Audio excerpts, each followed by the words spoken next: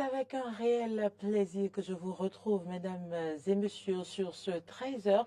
Bienvenue à toutes et à tous. Merci d'avoir pris le rendez-vous de l'information sur Eden TV. Plusieurs accords signés au cours du premier sommet Arabie Saoudite-Afrique tenu à Riyad en Arabie Saoudite. Le chef d'État y a pris part. On en parle dans cette édition. Les 4 préfectures du Nord désormais dotées de moyens roulants, un don du gouvernement qui va contribuer à la réussite des nombreuses prérogatives assignées aux bénéficiaires. Et puis, hors de nos frontières, le Congolais Roger Lumbala comparaît pour crime contre l'humanité en République démocratique du Congo au sujet des heurts contre l'armée congolaise et le groupe M23.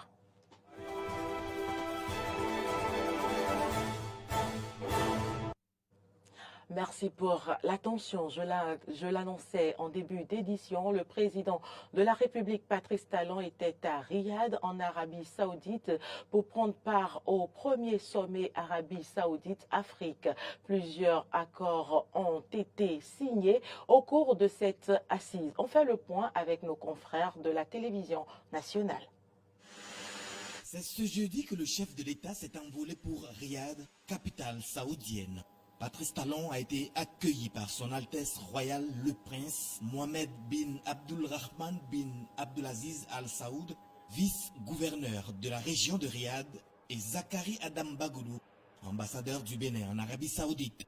Sur le plan économique, 12 pays africains ont signé 14 accords de prêt avec le Fonds saoudien pour le développement. Ainsi, en marge de la conférence, le ministre d'État, ministre de l'économie et des finances, M. Romia Louadaï a procédé à la signature avec le Fonds de l'OPEP pour le développement international et le Fonds saoudien pour le développement de 2 accords de prêt pour un montant global de 65 500 000 $ US, soit plus de 36 milliards de francs CFA, d'un montant de 25 500 000 $ US, soit plus de 14 milliards de francs CFA. Le prêt contracté avec le Fonds OPEP est destiné à la construction de lycées techniques et professionnels modernes à Djougou et à Ouida.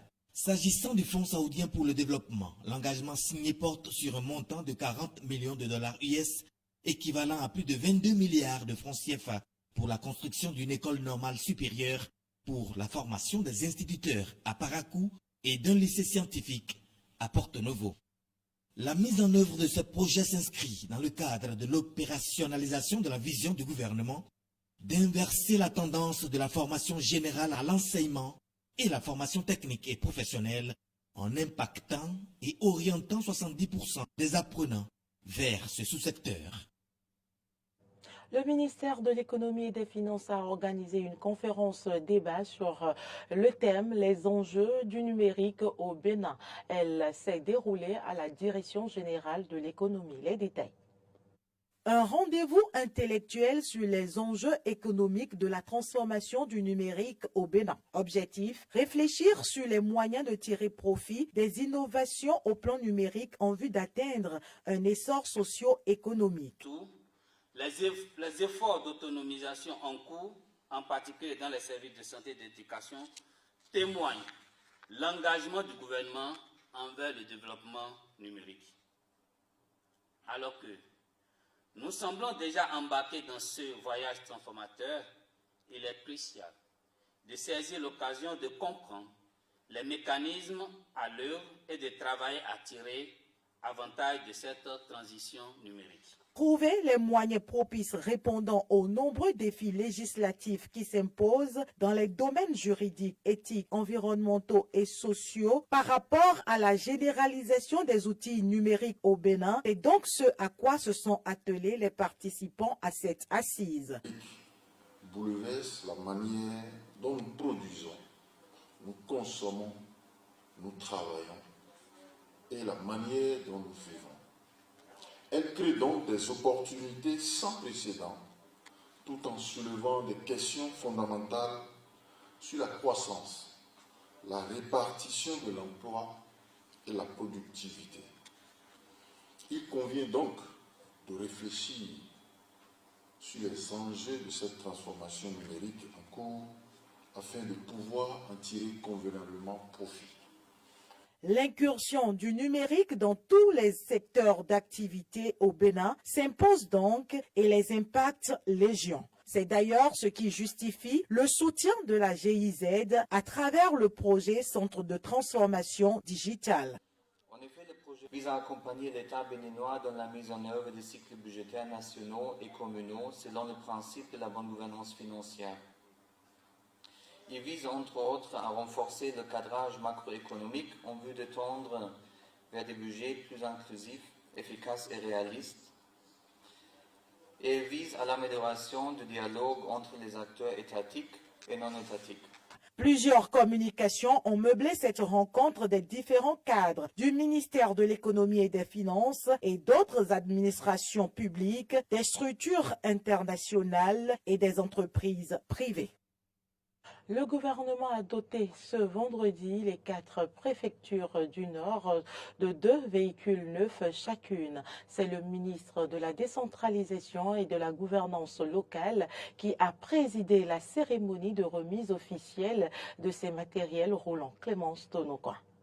Au total, 8 véhicules ont été remis aux préfectures du Borgou, de la Lébori, de la Takora et de la Donga. Chaque préfet a donc reçu les clés de 2 véhicules flambant neufs. Ces matériels roulants acquis sur le budget national avec l'appui de la coopération suisse à travers le programme Agora sont destinés à permettre aux préfets d'accomplir leurs différentes missions. Le ministre Raphaël Akoteyon a invité les bénéficiaires à en faire bon usage. Les préfectures du septentrion ont, disons, beaucoup plus de distance à couvrir en matière de tutelle au niveau de nos communes. Il en a été tenu compte. Donc on aura à remettre aujourd'hui à chacune de vos préfectures 2 véhicules pour vous appuyer, disons, dans votre rôle de tutelle. Et je vous conseille de les utiliser en bon père de famille, et que la maintenance et l'entretien soit vraiment assurés dans les règles de l'art et que vous puissiez de manière plus efficace et plus efficiente assister nos communes à pouvoir jouer leur rôle. S'exprimant au nom de ses collègues, le préfet du Borgou, Djibril Momo Sissé, a remercié le gouvernement et pris l'engagement de prendre soin de ces matériels. Ces matériels que nous venons de recevoir viennent renforcer ceux que nous avons déjà sur le terrain. Et je puis dire que pour nous, c'est un réel motif pour plus d'engagement dans l'accomplissement de la mission républicaine dont nous sommes investis, dans la mission d'assistance des communes et de tutelle des communes. Alors je voudrais au nom de mes collègues ici présents et au mien propre remercier vraiment le gouvernement et remercier également la coopération suisse. Je promets au nom de mes collègues et au mien propre donc, de faire un très bon usage de ce matériel que nous venons de recevoir. Cette dotation entre dans le cadre du programme de réhabilitation et d'équipement des préfectures inscrit dans le programme d'action du gouvernement 2021-2026. 2 semaines plus tôt, ce sont les préfectures de la partie méridionale du Bénin qui étaient à l'honneur. Sécurité sur nos routes, la mesure d'interdiction du transport des marchandises hors gabarit au Bénin n'est pas bien appréciée par certains conducteurs qui estiment que le gouvernement serait dans l'exagération en matière de sécurité des biens et des services. Reportage Arthur Wendo. Chargement hors gabarit, le gouvernement de la rupture y tient comme à la prunelle des yeux au lendemain du drame de Tangbo, dévié en 2017, ayant causé la mort de plusieurs personnes. Le chef de l'État pakistanais, très touché par cet incident malheureux, a décidé de prendre ses responsabilités en tant que premier magistrat du pays. À cet effet, une mesure d'interdiction a été prise contre tout surcharge et ou chargement hors gabarit sur toute l'étendue du territoire national. Mais rien n'a apparemment changé. Le constat est tout autre dans la circulation. Les motocyclistes apprécient différemment ce phénomène qui prend de plus en plus de l'ampleur. Je dirais que pour la plupart de ceux qui le font, c'est d'abord pour essayer de fructifier leurs revenus. Parce qu'ils se disent, en mettant plus de marchandises qu'il le faut, ça m'apporte un plus que ce que je dois gagner si je ne faisais pas le surcharge. Pour d'autres, je ne sais pas. Le fait que les policiers ou ceux qui sont chargés de la sécurité routière n'agissent pas, les encourage à toujours faire le surcharge, ils ont leur raison. Je pense que le fait de charger les véhicules et tout ça, ça rend la route un peu sale, je vais dire. Parce que vous allez voir des charbons, tomates par-ci, ananas par-là et tout ça. Même des fois vous êtes derrière des véhicules et puis ça tombe. Je pense que c'est pas bien. C'est un phénomène qui n'est pas du tout sans conséquences. D'abord, les premières conséquences, ce sont les accidents sur nos routes. Et l'autre chose aussi, bon, ils vont rendre sales les routes. Ça, c'est clair. Parce que quelqu'un qui fait le surcharge de tomates ou de charbon et que le charbon ou les tomates commencent pas à se verser au sol, toi qui as une moto, par exemple, tu peux glisser ou les morceaux de charbon peuvent te faire tomber. Là, en même temps, c'est un accident. Et qui gère, lui, il ne va pas regarder derrière, il continue son chemin. Des fois, vous êtes derrière des véhicules et puis ça tombe. Je pense que c'est pas bien. Les chauffeurs doivent régulariser cela, ils doivent voir comment ils vont gérer. C'est vrai que c'est un peu compliqué pour eux de faire plusieurs tours, mais il faut quand même régler au moins ça pour maintenir notre voie propre. La mesure avait été claire en temps. Tout contrevenant pris en violation devrait obligatoirement payer une amende de 11 000 francs CFA. Mais aujourd'hui, face à l'ampleur de la situation, quelques motocyclistes rencontrés proposent ceci. Je dirais juste aux autorités de fixer des règles, parce que sans ça, ils vont toujours surcharger les véhicules et tout. S'ils admettent des règles, ils mettent des règles au point, je pense que ça pourrait aller. Ils vont devoir respecter cela. Si j'ai un message à l'endroit des autorités, c'est de vraiment mettre en application les lois. Que ce soit la CNSR ou bien la police républicaine, qui mettent vraiment en application les lois et qu'ils sanctionnent avec la dernière rigueur ceux qui cassent les règles, quoi, si je peux le dire ainsi. Il est important que désormais les chargements se fassent dans le respect des normes de gabarit et des poids limites par essieu, surtout à quelques semaines des fêtes de fin d'année. Actualité en dehors du Bénin, en République démocratique du Congo, le Congolais Roger Lumbala comparaît pour crime contre l'humanité au sujet des heurts contre l'armée congolaise et le groupe M23. Les détails, c'est avec nos confrères de RD. Il est poursuivi pour complicité des crimes contre l'humanité, des crimes commis entre 2002 et 2003 en Ituri et au Nord Kivu, à l'est de la République démocratique du Congo. Roger Lumbala, arrêté en janvier 2021, va être jugé à Paris. Ainsi en a ordonné le 8 novembre dernier un juge français. Un sujet sensible dans un contexte où les groupes armés à l'est de la RDC ont fait des millions de victimes au sein de la population. Bon, je pense que le droit français ou la procédure même française, même congolaise, a déjà, je me dis, a déjà fouillé pour avoir des preuves qui va charger l'incriminé. Et l'attendement de la population, c'est que il ne faudrait pas que celui qui a commis des infractions, celui qui a commis des exactions qui peuvent se révéler comme des infractions ou des infractions imprescriptibles soit puni selon la loi. Et que donc la population congolaise ne peut s'attendre que sur la condamnation de celui qui a commis, n'est-ce pas, des bavures, des crimes graves sur le sol congolais.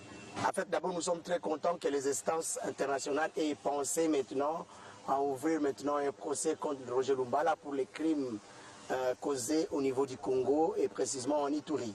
Et que donc pour nous, c'est une joie et nous pensons que de par cette justice, nous allons maintenant connaître la sentence et comment on va indemniser toutes les victimes. Parce qu'il ne suffirait pas seulement peut-être de poursuivre Roger Lumbala, mais aussi de répertorier toutes les victimes qui sont... et jusqu'à présent qui n'ont jamais été indemnisés de par les affres qui étaient commis par Roger Lumbala à Ituri et par-ci par-là. Roger Lumbala, chef du Rassemblement congolais pour la démocratie nationale, avec d'autres groupes armés, avait en 2002 visé de renverser le régime de Joseph Kabila. La rébellion avait alors lancé l'opération Effacer les tableaux avec des attaques mortelles contre les populations, faisant des milliers de tués. dans cette partie du pays, à savoir les provinces de l'Ituri et du Nord Kivu, l'on assiste aux violences perpétrées par des groupes armés, créant un déséquilibre dans tous les secteurs, notamment dans le secteur de la santé, avec des camps de déplacés où des épidémies comme le choléra font beaucoup de victimes. J'attends une condamnation de sa part vu tout le massacre qu'il a fait. Je pense les conséquences directes, il y a eu de morts, il y a eu de blessés, il y a eu de pertes mentales, des gens qui ont perdu leur psychologie. Il y a eu aussi beaucoup de massacres, je peux dire. Les gens ont perdu leurs parents, il y a eu beaucoup des orphelins.